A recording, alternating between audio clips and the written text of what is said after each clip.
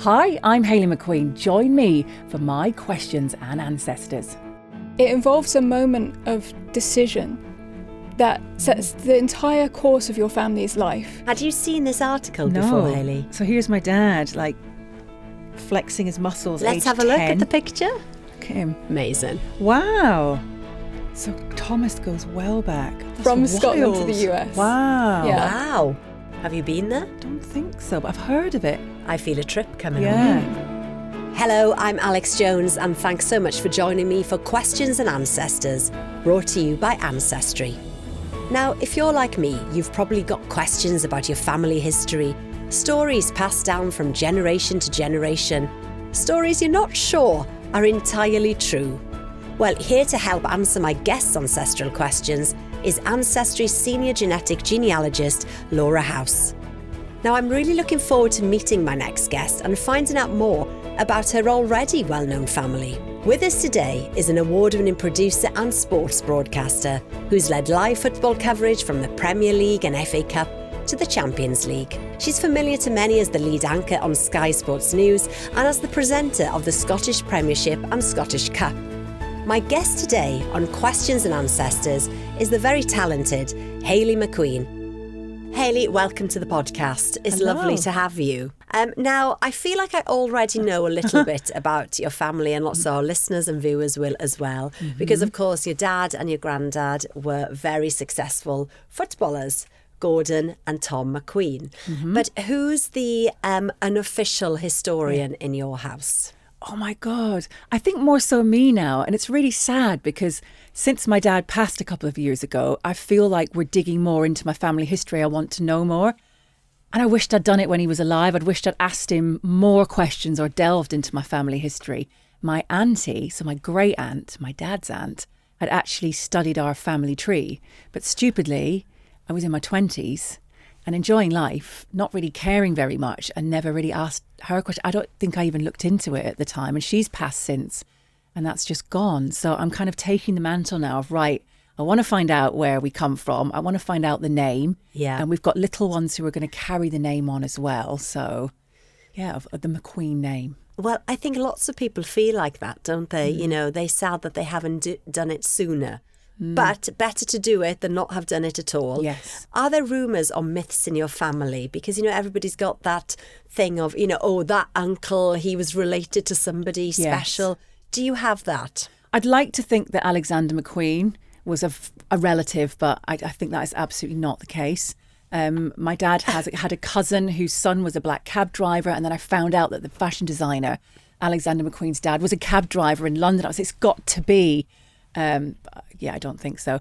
And also, we talk a lot. Our family are very tall. We've all got quite big blonde hair. We've all got quite light eyes, but tan quite well. So I was like, there must be some kind of Scandinavian, like, or we come from Vikings. So we have this joke because we're all my cousins on my dad's side were all, 5'9", 10, 6 foot and over as females. So like, we just call each other Vikings. People often mistake me for being Irish. And whenever I go to Ireland, I do feel like some kind of connection. And I don't know whether that's the Celtic side of the Scottish and the Irish being linked. But I kind of wondered how far football went back, because for as long as I know, it has just been football, uncles, my dad, my granddad. Yeah, of course. But it relatives. could be football and fashion. Well, yeah. Who knows? I would like Alexander McQueen to be a relative of yours. That would be quite cool, wouldn't it? It would. So you feel there's this connection to Ireland somehow? Yeah. Okay. I do. My dad loved going back to Ireland. He was very into his music and his storytelling. And I was like, it does feel very kind of Celtic and Irish. And I've spent quite a bit of time out there kind of feeling like, oh, this does feel like maybe we're from here or Scotland. I don't feel very English. I was born in Manchester and my mum's side of the family are all very English. I call myself British because I kind of almost feel like I'm a fraud if I say I'm Scottish, even though I grew up there and my whole family are very Scottish and support the Scottish, Scotland national team. But when I say England, I feel like I'm doing my dad a disservice because he, proudly represented his country in football terms. Well, this is why we are here, Hayley McQueen, to dig into your roots and find out exactly where you're from and is there an Irish connection. We'll definitely have a look at that. Great. But in the meantime, because of course, the lovely thing about this podcast is that it will become a digital record, so you can show it to your little girl. She can listen to it when she's a little bit older and learn something about her mummy and the ancestors that came before. So we've asked all our guests to bring something, something that means something to you. It can be an artifact, it can be a document. So what have you brought? I have brought what I thought was going to be the thing that I would need to take to every job interview and every meet with anyone important in my life for the rest of my life. Okay. Oh, hilarious. I had forgotten about the National Record of Achievement. Look at this. I didn't know I still had it, but luckily before this record, I'd spent a weekend at my mum's in her attic. So that there is actually kind of a bit of mould and dust on the back. It's atmospheric. It's so funny. And I'm obviously into sports. I was really sporty when I was younger, but I just wasn't good enough at anything. So I just talk about it instead. And it's quite funny looking through all of this, seeing what the teachers say about me being very vocal and not shutting up. And that was a big thing, wasn't it, when we were in school? Because I think, Hayley, we're the same age. Yeah, we are. And I think that, back then, you've just taken me back to school. And it was a big deal, wasn't it? And we all had them. Yeah. And what did we do with them? Absolutely nothing. Put them in the attic and kept them there until our later years. I've got these little things in here in the back as well. My gymnastics. I don't know if anyone ever had these. The Coca-Cola. BAGA. Were you a good gymnast? I don't know. Well, you must have been. You've got badges to prove it. I've got badges. Brilliant. And all sorts of things in here about how I was at school. Go on, read us a little bit. Okay, let me see. A cheerful and enthusiastic student. Hayley does her best. Nice. I think there's something behind that, yeah. Punctuality and attendance have been excellent. I had a 95% attendance rate. She's thoughtful and is very able to express her views well. Very pleasant, helpful and cooperative student, very hardworking. I was going to be some great artist. I really enjoyed art, but it was all about being positive and basically talking too much, but using that to my strengths. But look at your job now. Yeah. I mean, a broadcaster needs to be able to talk. Yeah. But the thing is, we all thought, we would take it to every job interview, as you said. Yeah. But actually, nobody's looked at it since. No. But as a record and as a sort of a bit of your history for your daughter, that is actually perfect, isn't it? It paints a picture of you at that age. My gosh, you have just given me, honestly, a flashback there. Yeah, I love that. Funny. National Record of Achievements. Brilliant choice. Brilliant choice. Okay, let's bring in Ancestry's senior genetic genealogist, Laura House. Now, Laura has the key to all of your questions about your family. Great. So, the question about the Irish heritage. Can you give us a little tease? The rumour about the Irish heritage has some truth to it. Okay. But the dates are a little different to what you might expect. Okay. Okay, we'll come back to that. Okay. So before we find out about your ancestry, let's talk about your family's football legacy. Yeah. Because, of course, your dad, Gordon, who you said sadly passed away relatively recently, he, an incredible footballer, played for St Mirren, Manchester United and Leeds, 30 caps playing for Scotland. Yeah. And I think we touched on it at the beginning. Because of all of those different associations, where do you consider home? My family are in the northeast of England now, so when I say home, although my little one, she's like, it's home, mummy, and I say, I'm going home because it's the northeast. Probably, I do feel more Scottish. Do you? And I think I went to primary school there. I had most of my secondary school years there. And because we had such a close relationship with my dad's side of the football, and I think through the national team and our love of football and following football, I guess that does feel a little bit more like home. If I go back up to Scotland and I'm like, I feel at home. Well, home is often more of a feeling than a building, isn't it? That's it. And then Tom McQueen, your granddad, he was goalkeeper in England and Scotland. That's right. So do you think then that a career in sports journalism was always on the cards for you? Almost. I think being the eldest of 3 children, because I was taken to everything. Mum had, a bit like you, 3 kids all in quite quick succession. Yes. So the eldest, me, was taken away with my dad and my mum was left with I called them the babies. My sister's only like less than 2 years younger than me. And then my brother, a similar age difference, 18 months. And I'd be taken everywhere with my dad. And obviously everywhere was pretty much training pictures. Like he would take me to the cliff. There are photos. It's so weird. The cliff is where Manchester United trained before they moved to Carrington. And there are pictures of me all dressed up in a little outfit with a little carton of juice and a sandwich pack sitting at the side of the training pitch. I don't know how and why I was allowed to be there, but my dad had obviously taken me to training. And there's these kind of big guys in their, football kits kind of playing, and all these photos that we've got that we've since discovered from my dad's passing and going into my grandparents' attic and things like that over the years. And I'm just there, this little thing. So it's obviously been soaked up an awful lot. It's just there, isn't it? From when you were a young That's it. girl. And seeing and watching. And my granddad, I hadn't realised. My granddad was, I think he was a security guard and worked different night shifts all our lives. I didn't know he played football until I was much, much older. Really? No idea, which is so naive, because it was all the focus and attention was on my dad.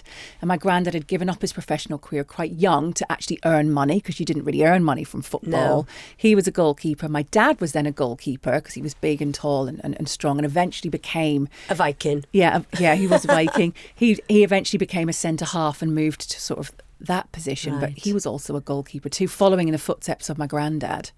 Yeah. So you've always been around it. Yeah. And then obviously now on Sky. And the World Cup then, because obviously this has been recorded before the World Cup. That is going to be huge this summer, isn't it? Scotland have qualified. Yeah, I know. That is huge, isn't it? Yeah, for the first time in my lifetime that I will remember properly and be able to follow as a fan. Okay, it was 28 years ago they last qualified, and we all know I'm not 10. But it's the first time I'll kind of really follow it and see it through different eyes. A little bit sad because my dad, his biggest dream was to watch Scotland in a World Cup with his grown-up kids and support. So it's tinged with a little bit of sadness. And a lot of the games, so one of the games will be through the night on the anniversary of his passing. But I kind of want to hope that Scotland win and we kind of celebrate and not think about for him. For him, the death of an anniversary sort of death. Think of it as and it's a new date.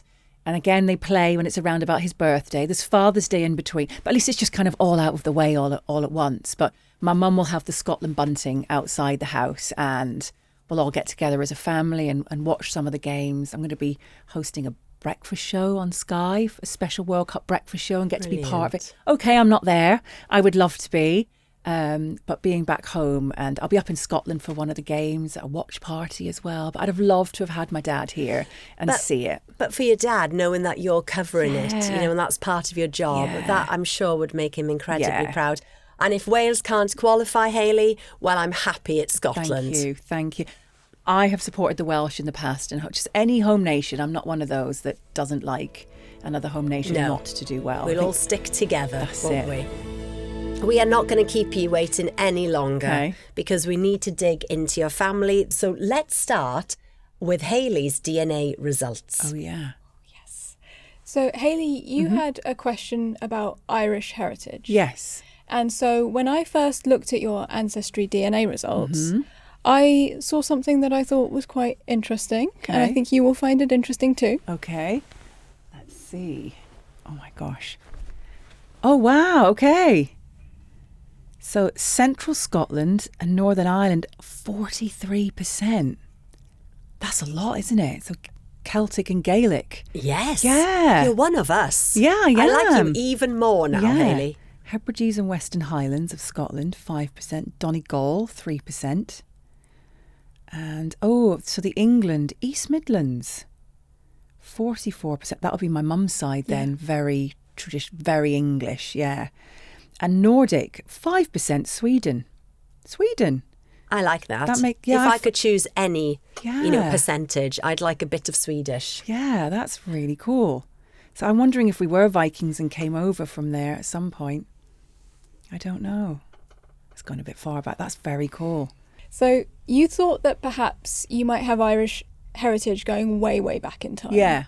Maybe in the 1600s or something like that. Yeah. And admittedly, your granddad was born in Scotland, your great-granddad was born in Scotland, all on the McQueen line. Yeah. But then when we look at the 1901 Scotland census for your great-great-grandparents, Thomas and Mary McQueen. Yes. I'd like you to take a look at this census transcript. Okay. Because my great-gran was alive when I was little. Euphemia, what a name. Euphemia. Euphemia. I love that name. Yeah, I know. Okay, so So Mary. Oh, Ireland. Yes. God, in the 1800s. Yes. Yeah, and then it was West Calder and sort of that area where the rest of my family were. Oh, wow. Okay. Amazing. So how far back does that go? So your Irish ancestors were born in 1860. Ah, It's not long bad then, is it? Yeah, No. Wow. See, you're related more closely to Ireland than you thought. Yeah, okay. So I that like it. feeling of, being comfortable there you are. It all makes sense now. Wow. And was it easy to find that, Laura? God. This one was fairly easy to find, but then I wanted to find you a record of your family in Ireland so we Okay. could get you to a specific location. Oh, cool. And here I ran into a little bit of trouble Ah, because I searched for your McQueen ancestors and I was getting nothing. okay. Nothing at all. So I tried a new strategy, and this strategy is called wildcard searching. Okay. Now, when you're on Ancestry, if you suspect you're working with an ancestor who might have had a name change at some point in their life, you can use wildcard searching to cover all your bases. Okay. So for this specific ancestor, instead of searching for McQueen, spelled how you spell it, Yeah. I searched for MCQ, and then I did an asterisk, Yeah. and then an N, so that every variation between the Q, U, and the N would be covered, Oh, no matter how brilliant. they'd spelled it. And anybody can do that when Anyone they're can do searching. Oh, cool. Anyone can do that. So if you've got a name, a first name or a second name for one of your ancestors, and you think they might have had a nickname or they might have spelled it differently throughout their lives, this is a fantastic strategy Great. to get results for every possible spelling. Okay. And I'll show you. Yeah, because I thought it might have been the Mac Queen because the Oh, with Mac's a an match. M-A-C. Yeah. Yes. Well, yes, and that's a really good point, actually. If you're searching for Mux or Max, put an asterisk between the M and the C Yeah. as well, because then you cover Okay. both those bases, yeah. Great. So that's a really good point, well made. And when I did the wildcard search, I came across the marriage record of your great-great-great-grandparents. Wow. And then I discovered why I'd been having so much trouble. Okay. Oh, go on. Oh, McQueen. Wow. So Thomas goes well back. Okay, Isabella. Maybe he was Alexander McQueen back Yeah. in the day, Yeah, but maybe. McQueen sounded better. Hey. McQueen. That's McQueen. so cool. But why would 18 people change the Yeah. spelling of their name then? There are all sorts of reasons why this happens. Sometimes it's to do with cultural assimilation. So you move to another country, if you're worried about being discriminated against, you might Okay. change the spelling to one that conforms more Okay. with a local spelling. Okay. Sometimes it was just a question of taste. But in this case, it looks to me like when I search for McQueen versus McQueen, Yeah. it looks like McQueen sort of goes out of vogue generally. So that spelling changes. Name going out of vogue. Wow. It changes. It just changes for almost every family with that name. They change the spelling to McQueen. So when it becomes a more standardised spelling, Yeah. McQueen is the one that everyone goes for. Wow. So, okay. So McQueen came from McQueen then? Yes. Yeah. Okay. Yeah. In Hayley's case, certainly did. It may not in every single case, but a lot of McQueens eventually started spelling their name McQueen, yeah. And I suppose it could herald a fresh start for families for whatever reason. Yes. Yeah. And you never know, infinite versions of this story. People move to another country, but also they want to change their identity for some reason. Sometimes people change their name because they had a dark past. I don't think that's the case Yeah. here, but that is, there are so many reasons someone might want to change their name. And could you pinpoint then a location? Yes. So can you see the location on the Yeah, marriage so record? it's here? Is that Tyrone? Yes. Oh. County Tyrone. Have you been there? Don't think so, but I've heard of it. I feel a trip coming on. Yeah. Ooh. Time for a Yeah. holiday. Yeah. Okay. It is funny, isn't it, how, just because the chat within a family, how things become sort of true for the family. Yeah. And it's nearly true. I mean, we've done it with my family, haven't we? Where I've thought, it's this. And Laura's gone, no, it's not quite that. It's Okay. nearly, but not quite. And I suppose the Irish ancestry is Yeah. that then, isn't there? You had a feeling. What else, Laura? Now we're going to switch gears. We're going to Yep. go to your paternal grandmother's Okay. family. Yep. And this story was really interesting to me because it involves a moment of decision that sets the entire course of your family's life. Okay. And if that decision hadn't been made, you and your father would never have been born. Oh, okay. Oh, well, I love the intrigue, Laura. I mean, you really built that up. Okay. What do you mean? So we're going to be talking about Hayley's paternal great-grandparents. Okay. Hugh Climie and Matilda Mackenzie. Yes. Are you familiar with these names at all? Yes. Yeah. Hugh and Matilda were Scottish, but from 1913 all the way through the 1920s, Hugh and Matilda's siblings started migrating to the United States. Ah. And they settled primarily in New Jersey.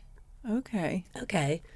That seems odd that so many people from Scotland were migrating. Was there a particular reason around that time? There were economic problems in Scotland during this period, and there was a exodus from Scotland to the US with 89,000 people migrating in 1923 alone from Scotland to the US. Wow. Yeah. Wow. Huge migration because people were looking for opportunities during a time when opportunities in Scotland were thin on the ground. So unemployment in Scotland and hence going somewhere else to look for better opportunities. Okay. Yeah, absolutely. And this is after the war as well. So people were less nervous about moving than they had been before because so many men had been to other countries at this point, whereas previously it was less common. Yes. So people felt a bit braver about having an adventure. But then I suppose if it was post-war, they would have already lost a lot of men. And then you've got this 89,000 people migrating as well, which is a big loss to Scotland then, isn't it? It was a huge, huge move. What's interesting about this move is you see Hugh and Matilda's siblings all move to the US.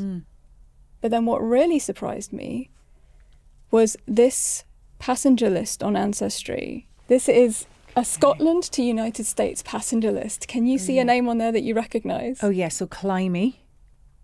Hugh Climie. Hugh Climie. Yeah. So my grandma Millie's maiden name was Climie. Mm-hmm.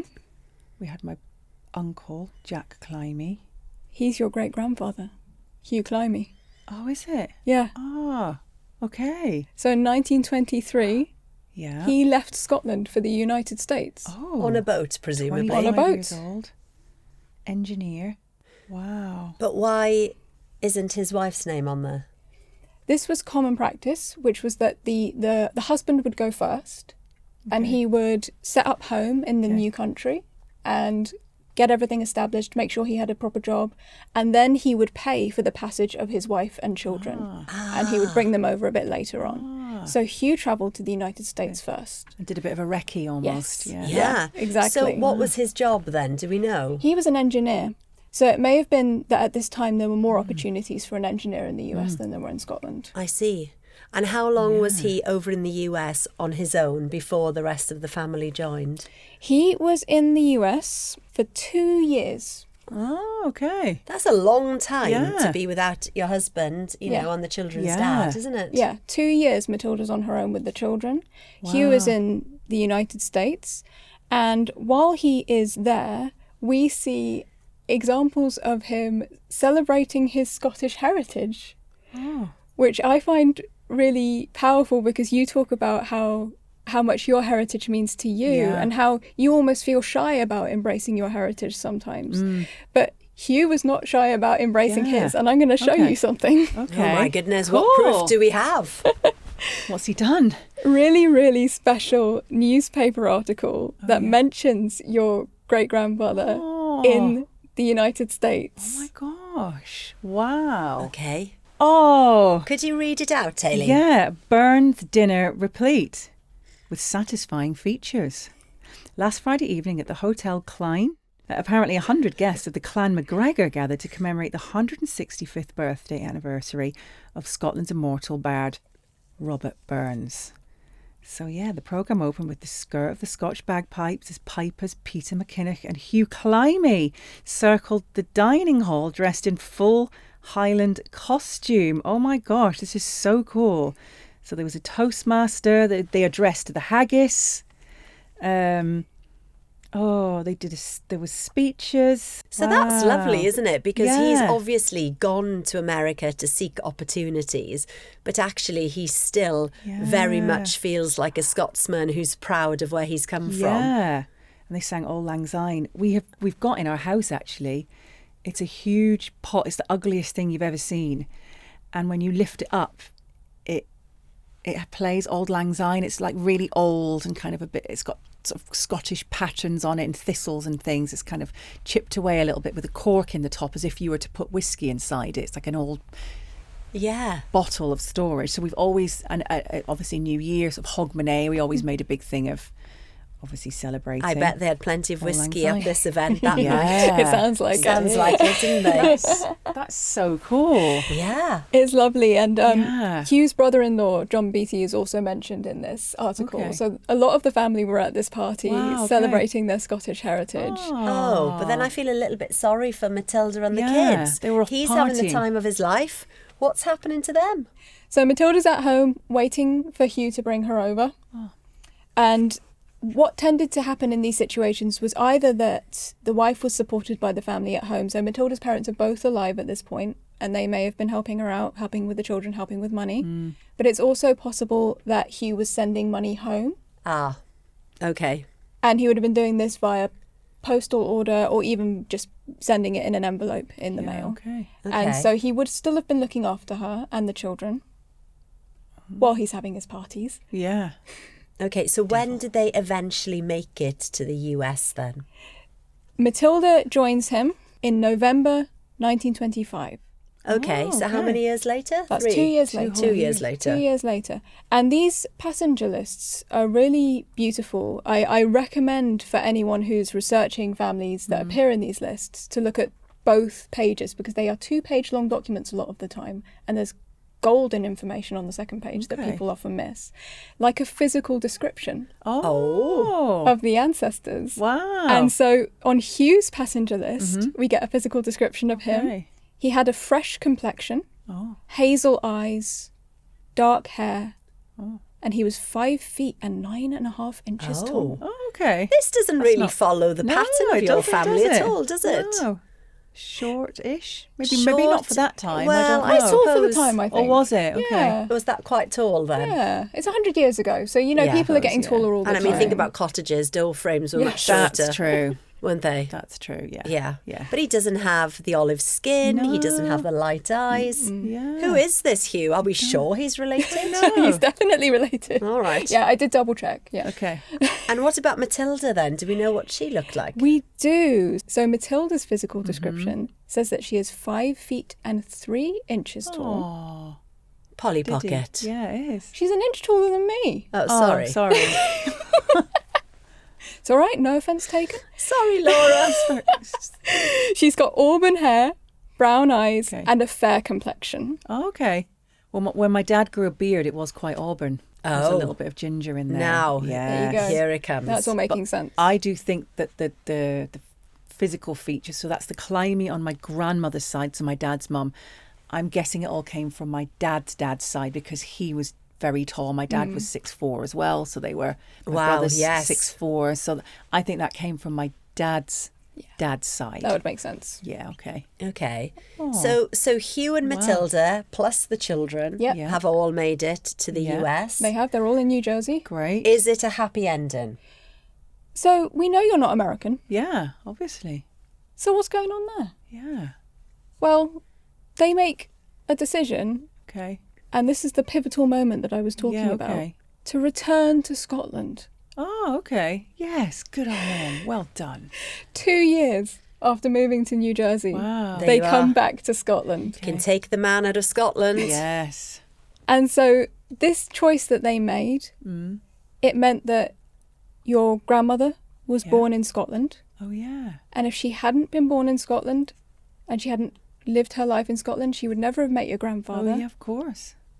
And then your dad wouldn't have been born. Yeah. And I wouldn't be here. And then you wouldn't have been born. Oh, So my thank you, goodness. Scotland, for bringing them back. The pull of the Celtic. Well, and I suppose the other thing is, you know, football, as we know it, Yeah. isn't big in the States, is it? No. So, would we Yeah. be sitting here opposite a beacon of Sky Sport? Well, no, you would not. No. Your life might have been very Yeah. different and you might not have existed at all. Who knows? Yeah. Exactly. And of course, all our lives are made up of these moments of chance Yeah. that mean that we get to exist course. at all. But to have it so perfectly depicted, to be Yeah. able to see the moment that sets your life in motion, Yeah. It's really quite powerful to be able to look at the document that sets everything in motion. Yeah, really it's special. the sliding doors moment, isn't it? But you do remember your grandma, Mildred. Yes, Yeah. I do. And we spent a lot of time with them. And I remember my great-grandma as well, the one with the outstanding name, Euphemia. So I've never heard that name no, before. me too. It's quite... When we were looking through our histories as to what to name our children, kind of stopped there. Euphemia would have been amazing. Yeah, I know. If you get a cat.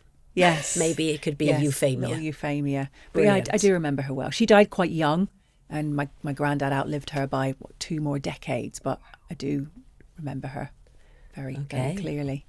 Do you have any idea, Hayley, why they might have come back then to Scotland? Yeah, I don't know why they would have left America to come back to Scotland. I have no idea. I obviously didn't even know they were in America, so to have come back to Scotland, I guess the draw and the pull, if he was so very Scottish and celebrated his heritage, maybe he was just, I don't know, yearning for home, I guess. Well, yeah, it could have been pure longing, couldn't it? Yeah. You know, and while they wanted to make a life because there were better opportunities, at the end of the day, the heart is at home in Scotland, It maybe. is. It's Yeah. as simple as that. Yeah, and it was just in the nick of time as well because, of course, the Great Depression in 1930. Yeah, very true. Maybe they had an inkling that was on the Yeah. way. Maybe they sensed it. Yeah. Who knows? So you were just talking about your grandmother, Mildred. Yes. And on that note, I would love to show you this newspaper article that I just thought was so beautiful and powerful, in which your grandmother was interviewed Oh. a year before you were born. Oh, really? Okay. Oh, this is so cute. Oh, my dad is a kid. $1 million baby. Wow. The mother of Britain's highest priced soccer star sits before a coal fire in a council house in Kilburnie, Ayrshire, and says, he's an awful laddie. An awful laddie. Always got a joke to tell that I mean, that was my dad. God, and he would have been really young then as well. The dad I know, I mean, my dad was hilarious, like fun, like really good Was fun. he? My brother is now as well, yeah. But many of the time, he got a hammering for neglecting his homework. In fact, my dad used to say his teachers told him his brain was in his big toe. There you go. Thus, Gordon McQueen, Scottish internationalist, golden boy of Leeds United and currently rated at £500,000 plus in the transfer market. And obviously ideal in the transfer market. This is like my buzz, you know. Is suddenly reduced to ordinary dimensions. Oh. And Mrs. Mildred McQueen, wife of security guard in the Chrysler factory at nearby Linwood, is hugely proud of her son, but she sees him not as 1,000 fans see him.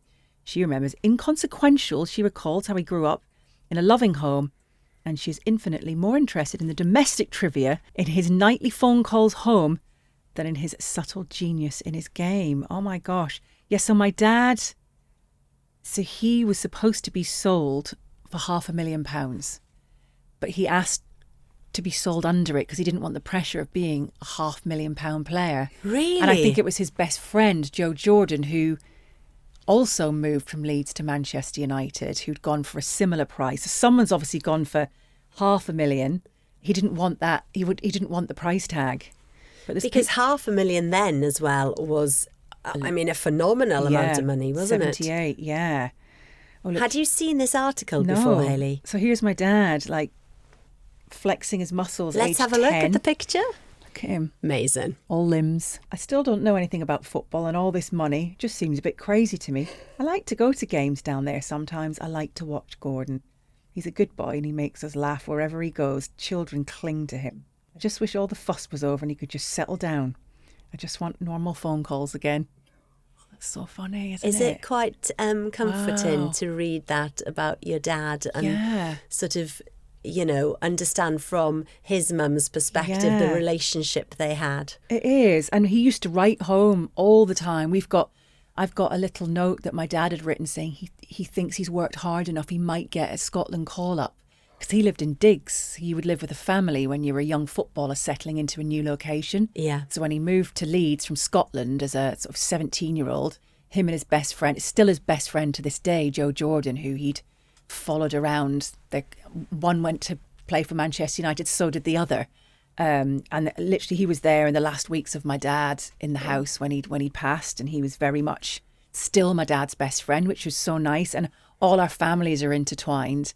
And in fact, my mum met my dad on holiday. My mum lived abroad in Spain. Right. And my dad was on holiday there. My mum just so happened to live in and around the Leeds area. And my dad used to wait for my mum to come home, drive to the house every week, waiting for my mum to move back from Spain. She had no idea who he was. Didn't know about football because she was all the way over there. Yeah. You know? See, that's true So love. they did settle. So yeah, this was 78. They were married in 77, and I came along in 79. So there you go. Oh, So Hayley. my gran got her wish. Yeah. So we've had a good old dig into your ancestry and, you know, had a look at your heritage. Has it sparked even more questions, would you say? Yeah, I want to know if there's still family in Ireland. Yeah. And where they are. You could go and track them County down. Tyrone, yeah. I haven't really planned a summer holiday this year, and the little one's got 6 weeks off, so Northern Ireland, here we come. We've inspired you.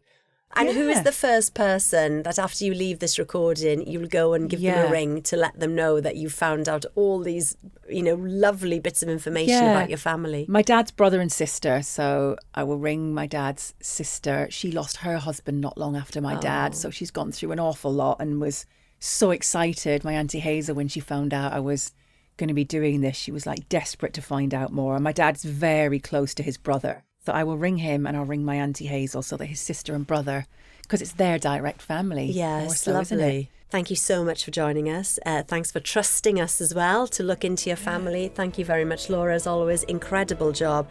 And good luck with an epic summer of sport on Sky. Thank you. So that's it for this episode of Questions and Ancestors.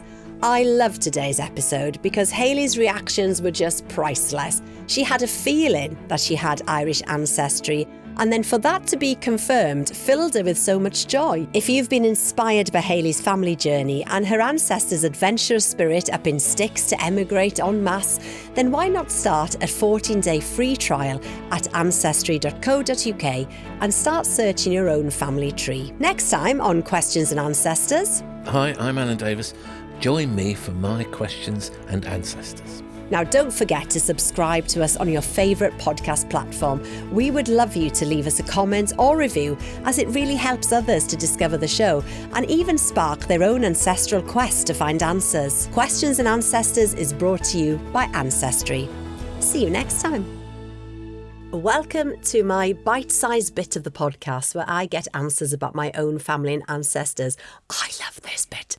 So Laura, on the last episode, you used my AncestryDNA test. Well, I always had a feeling that our family was very Welsh, and there's the proof in the pudding. Yes. Anything else? Yes, so your AncestryDNA results also unlocked a whole new part of your family tree. Oh. You mentioned when we talked before about your maternal grandmother that you don't know anything really about her family. No, because I think I told you, she passed away when Mum was only 15. Yeah. So that side of the family is a little bit of a mystery. Yes.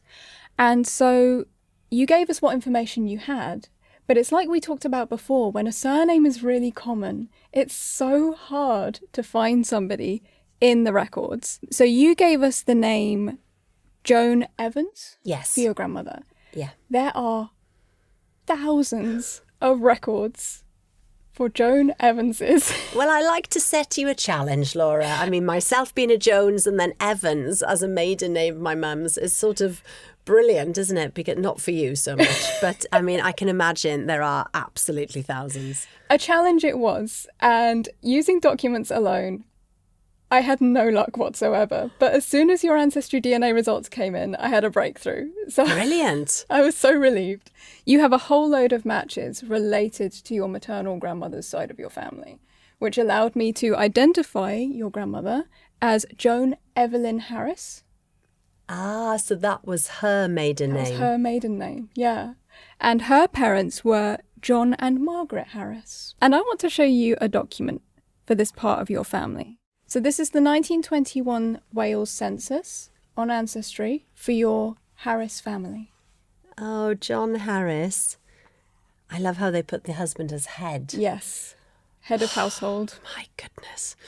And then Margaret Harris, his wife, and that's mum's sister's name. So obviously the family names are being passed down. Tegwyn Harris. I remember Mum talking about an Auntie Teg, so that makes sense. Elizabeth Ann. Hilda, yes, you see now, I've heard all these names mentioned. Is that Claudia Harris? Yeah. Gwyneth, very good Welsh name there. Morgan. Oh my gosh, there was a lot of them. There were. People were busy then, weren't they? They were busy. They had 6 children at this point, and they weren't even done yet, because you might have noticed your grandmother's not on there. No, she isn't. She's not born yet. So they're not finished. So how many children did they have in total? They ended up with at least 8 children. I can barely cope with 3. Oh my goodness. And they have a servant in the household, which shows that John is doing rather well. You might see that he's self-employed as a butcher. Oh, hang on. So Mary Davis is the servant. Oh, yes, Mary's That's the who Mum's servant. named after. That servant must have made quite an impact. So they, of course, they had their hands full. And with John being a self-employed butcher as well, he would have been working very hard. And they would have needed the help, but it suggests that they could afford the help, which means that they were living comfortably. I'd love to show this to Mum. Maybe I can have a copy. Of course. Thank you so much. That's really, really lovely, because that is the side, as I said, that we don't know much about. And it brings that side to life for me. So that's, it's nice to see. Thank you very much. And until next time. Until next time.